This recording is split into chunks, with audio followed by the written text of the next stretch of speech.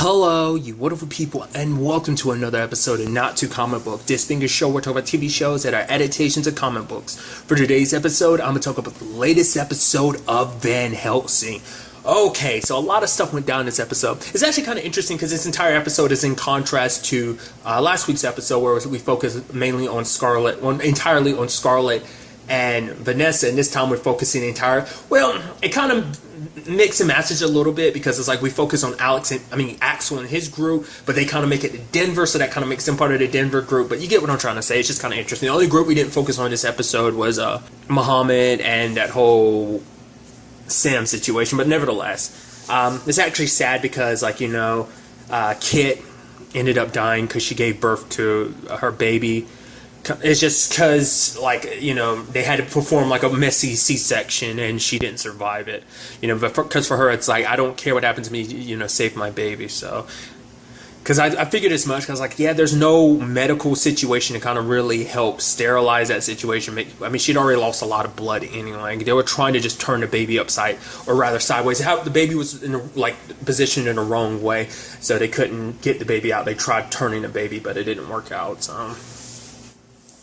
And then you have Axel delivering them to Denver, which is kind of sucky because before they got there, the sisterhood had, which I also love that interaction because I talked about this before, the way Scab and Ivory's relationship is so interesting because it was kind of more of a master and servant type of relationship, him being the master because he kind of took over after he killed Maya last season and everything, but now it's kind of she's kind of asserted her dominance. I brought it up in the beginning, it's almost they were arguing like a married couple, and now it's kind of you see it a little bit too, she kind of reminds me of a villain pushing around one of our henchmen. He's like, we should go now. She elbows him in the face. It's like, shut up, stupid. And it's essentially that. And to me, I just thought that was the funniest thing because it's such an interesting dynamic they have going on. So I just thought that was kind of interesting. But nevertheless, that's all happening while Jolene had gotten arrested. And then it's so interesting. I was like, oh, what? Because of that propaganda and stuff like that? It's like, no. Because the lady running things, Caitlin, was just BSing around because she just wanted to force Doc to work for her, and it's the only way she could do that is by she used all this as a pretense because it's any word of mouth about this whole the be careful, the serum and stuff like that, the repellent can actually make you rage and stuff like that. It's because Jolene had told one of her patients, and then one of her patients started spreading that around, and it's just they could keep it quiet if they want to, but more so than anything, it's hey, let's use this as an opportunity to get Doc. That's all it was. So Caitlin is a terrible person. It's also interesting too because she ended up giving Doc a gene sequencer, and she was like, how did you get this so quickly? She's got a black tech reach goes further beyond this place than you. So that's kind of interesting because in my mind I was kind of under the impression that the place Vanessa was at, that facility, I thought that was the last standing black tech facility, but I guess they're kind of all over the place for her to get resources kind of like that whenever she wants to. Maybe Denver was the hub, but maybe there's a lot more black tech out there that group isn't over. You would think so because home dude was Harrison. He was the top dude in the whole thing, but maybe even he had superiors there. I'm sure they have a lot more resources than you kind of give them credit for, so there might be other facilities out there for her to be able to get what she got. So I also thought it was kind of interesting. It's almost this little, I feel they had to have done it on purpose. Doc trying to get blood from that vampire. What she's doing is she's dealing with a door, and the vampire's that's the third time Doc's found herself in that situation. A vampire and a door. It's I feel they did that on purpose. You could say it fits the scene, but they kind of squeeze that in just because it's oh yeah, Doc found herself in this situation. Granted, no one's life is depending on her, with the door. So it's just kind of funny. Like I said, I kind of feel that was kind of done on purpose, but maybe that's just me reading too much into it. So, but I was actually surprised because Doc was mainly working on, because she ends up finding out, we don't find out what she found out, but it seems like she discovered something about the blood when she used a sequencer on it, the blood from the vial that Scarlet had given her some from. So that's definitely interesting. Obviously, it's related to the Dark One, but obviously there's a lot of scientific wonderment to it. And once again, that's something I keep bringing up, and I won't shut up about it because I always think it's such a fascinating thing that this show takes a science fictional approach to vampirism. This show is considered a dark fantasy, but it's it still has science fictional elements in it, which kind of I think is kind of the most interesting thing about it. But nevertheless, I didn't expect her to do what she did. It's like, oh no, I found a way to solution for my problem. And she lets loose the vampire and then, you know, lets it bite Caitlyn. And it's like, oh yeah.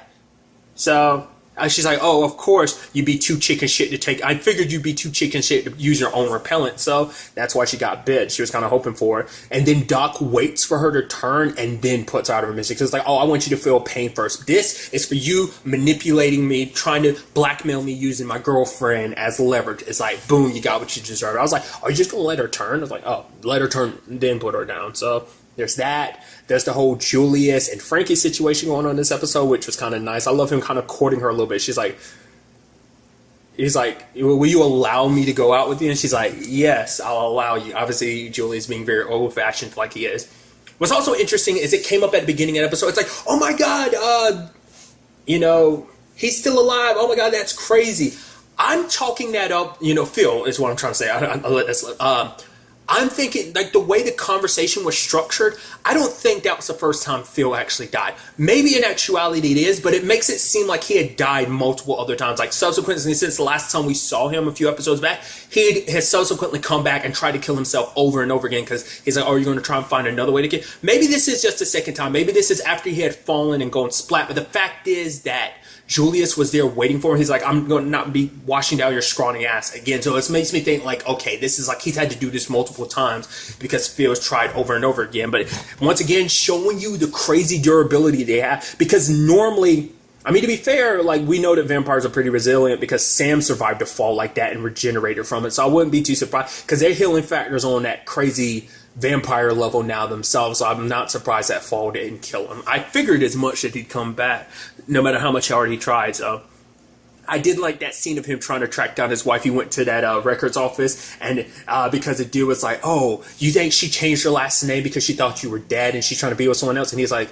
you're reading a lot of Daniel Stern novels? And the guy didn't appreciate it. He's like, oh, you're trying to crack jokes? Well, you'll have to wait 4 to 6 days. And he's like, and I love Phil's response of like, you don't want me having 4 to 6 days because that's 4 to 6 days. I could plan out your murder and then no one would find you. They just think you're a guy that went missing, you know, who just did not that he went missing, that you just a guy that missed work. Then I'll return 4 to 6 days and ask your replacement to do it. And he's like, I'll get right on that. And Phil's like, thank you. And I'm like, dude, that's so cool. Because I love the moment the dude tried to crack a joke or something. And then Phil just kind of stared. I'm like, what? Because he did that the last time, like when Julius came in there. And it's just, I love that scene. That's so good.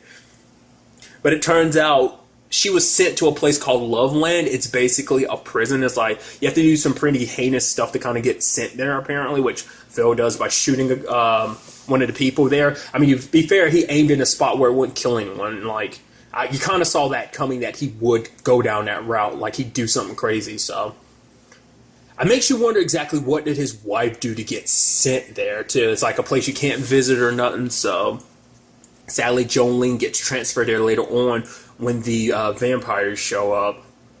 We don't know about the entire group that went with Axel, that Axel dropped off at Colorado. We don't know whatever happened to all of them. We know Barry's alive, home dude, I'm blanking on his name, and there's the lady, what was her name? Was it like Mary Beth, I think? Might have been that. Once again, I'm terrible with names if I don't hear them enough. Barry, I remember Barry just because the burrier. It's kind of like, because even Axel's like, oh, come on, Barry. You've done enough burying, don't you think? So it's like, that stuck. Barry sticks with you. It's a whole thing, nevertheless. Especially after, well, because the last time we saw her, she was warning all the people there about the Daywalkers, which they didn't listen, which they should have, because, you know, even the lady running the place should have listened too, but she didn't, because they were all so cozy in their little thing. And it's just, which is interesting, considering the fact is black tech is the reason why those things exist. More specifically, it's probably Harrison. So maybe not all of black tech knows about the little experiments he running, maybe only that facility, but it's like, come on, dude, like, not every other black tech group must know about that for them to be so like, oh, nothing about no Daywalkers. Like, you should, like, the moment she mentioned that, it's like, oh, wait, those SOBs got out? Like, you know, so it must be a top secret even amongst black tech. So, I mean, we don't know about the rest of the group. We only know about Home Dude and Barry still being alive with the baby, but obviously, Scab, Ivory, and the rest of the group are turning people and eating people, so there's that. You know, Julius tried to save Frankie, but Scab, getting back at him, bit her. I'm assuming she turned, because he didn't drink her dry. He just most likely turned her, because it's like turning her would be the biggest middle finger to Julius. And I love Julius being like, I'm going to kill you. And I was kind of hoping they'd get that moment. It's kind of sad because Julius and Frankie had just missed Doc, who had come running by the screen. So I thought that was kind of a pretty neat way of handling that. But it's like, dude, I can't wait for Julius to get his hands on Scab, because Scab is like, oh, it ain't gonna be easy to kill Julius considering that freaking healing factor and stuff now too. Like, that's definitely going to be interesting, him kind of colliding with his past like that, because I even love Frankie being like, oh my god, you're healing. He's like, I'll explain later. She's like, damn right you will. So there's that situation. It's actually kind of interesting. Like, I guess like it was never kind of prolific enough, you know. I mean, because it seemed like the morgue dude was drinking all the time. That might have been something that Julius did on purpose. Maybe the dude started drinking because he started seeing dead people get up. I think that was probably his first time seeing Phil get up, whatever the case may be. And so he's drinking. He's like, what the hell? And just continues drinking. So I guess that's just him. But nevertheless, because Black Tech would be all over like dissecting people. I mean, that was the whole thing they were going to do with Vanessa anyway, when like they ended up shooting her, like the fake Abigail ended up shooting her and everything last season. So all of that is going down. Basically, Denver, which we've constantly referenced as like, oh, Denver's a safe place. Don't worry, Denver this, Denver that. So now it turns into a situation where it's the next safe haven now that Denver has fallen. It's almost interesting, and it's something that I immediately noticed, like the way like they were turning people. It was very reminiscent of The Rising. It was almost like The Rising happening again, because you had this place that was so safe and stuff like that. It's also interesting too, because we ended up learning Denver kind of sucked too, because like the moment you go there, you're immediately in debt, because it's like, oh, what we give you, ammunition, food, all those supplies and stuff, a place to live. It's like, oh yeah, like you rack up a debt. You're not allowed to leave Denver until you pay that debt off. And it's like, they didn't make that clear from the beginning, because even Phil was like, what the hell? So kind of shows you Denver kind of sucked. Kind of doesn't matter anymore. So I figured stuff was going to immediately go down when Axel was gone. It's like, maybe Axel could have stayed and helped. But yeah, seems like that place is completely effed. A lot of those people were turned. There's still a lot that are going to be left to be food. So it's definitely going to be interesting to see 100% who survived. Where did they go from here? They might have no choice but to go to Loveland. We see Jolene on a bus. I'm only assuming Phil's on a bus too, because that was the whole point of him getting sent there too. So they didn't make a point of pointing that out, but we'll see what the whole Loveland situation is about. Because I'm very interested to see what happens when Phil and his wife run into each other again after all this time. Obviously not going to be a very happy reunion, especially the last circumstances they saw each other upon. Even if Phil is cured and everything, I'm sure it's not going to make her that happy, because it doesn't undo what he did. So, and also, like, you know, I'm assuming Doc probably find her way to the bus too, so her and Julius are probably going to meet up, I'd assume. And you also have Axel going off looking for Scarlet. I thought that was kind of a nice thing of like, he's like, yeah, I don't want to be you know, in her hair. She's got a great destiny, but she's got something important mission. I don't want to be the one kind of getting in the way, you know, so she don't have to worry about it. And he's, you know, it's kind of like, well, like you're worried about her. So it's like, it's obvious, which to be fair, it probably would have worked out if you had gone with them, considering the situation that Scarlett's in. I'm curious to see how that's going to, like, probably what's going to happen is like Axel's going to run into Vanessa and be like, where the hell is Scarlett? And then she's going like, that's where Scarlett is. And so he's probably going to tag along with her until the end, until they can circle back to get to Scarlett. Or like I said, not let Scarlett find her way off the island. I have no idea what's going to happen with that situation, but I'm very interested to see also what happens now that the Daywalkers are spreading more and more, because that's another thing to think about. It's like more and more Daywalkers were just created because of what Ivory's done. And I love that she is kind of the leader. It's kind of interesting to, like I said, see the progression that her character's kind of going through.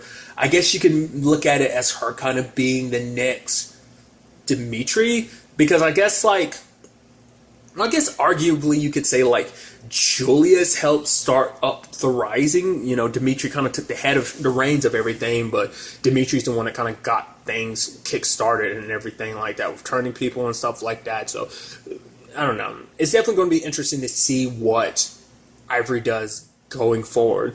I'm also curious to see like who we're going to pick up with next. I mean, because it kind of all seems like it's coming together. It's all coming to a head in certain regards. Because obviously you feel like Vanessa and Sam and potentially Muhammad and Axel are all on crash course towards each other. Maybe even Scarlett, depending on how that island situation happens, while the whole Denver thing ends up being its own thing. To be fair, that Denver thing could end up spiraling and becoming something else. I'm curious to see where that goes, because they made such a point of that, I think, in season 1 too, about Denver being the safe spot. I think there was moments of that discussion in season 1. It definitely was a lot. It was a big thing in season 2 too. So it's like, now that that's gone, what do we do now? Because even being above the clouds doesn't mean diddly squat.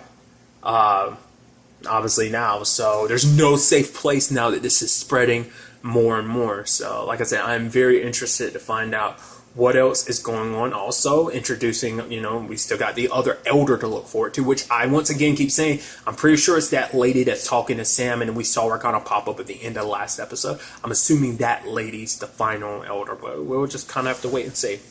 I'm very interested to see where all this takes us going forward into the next episode. But really, that's all I want to talk about. So the next time we meet, be happy, be safe, live life to the fullest, and enjoy it. Good day and good